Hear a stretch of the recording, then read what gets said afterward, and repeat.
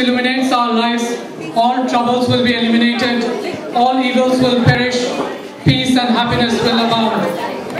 Whatever gentle forms of thine and whatever of thy terrible forms wander in the three worlds, by these forms protect us and the earth.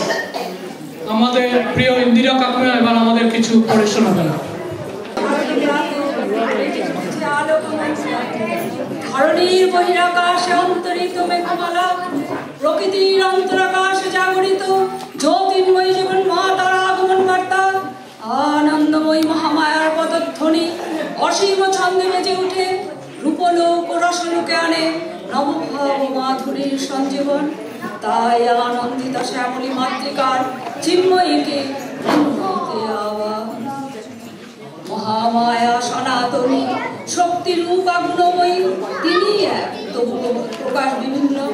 দেবী নারায়ণী আবার ব্রহ্ম শক্তি রূপা ব্রহ্মাণী, কখনো মাহেশ্বরী রূপে প্রকাশমানা, কখনো বা নির্মলা কৌমারী রূপ ধারিণী, কখনো মহাবজ্র রূপিণী ঐন্দ্রী, উগ্রা শিবদ্যুতি মুন্ডমালিনী চামুণ্ডা, তিনি আবার তমোময়ী নিয়তি। এই সর্বপ্রকাশমানা মহাশক্তি পরম প্রকৃতির আবির্ভাবনে শব্দ লোকটাই আনন্দ।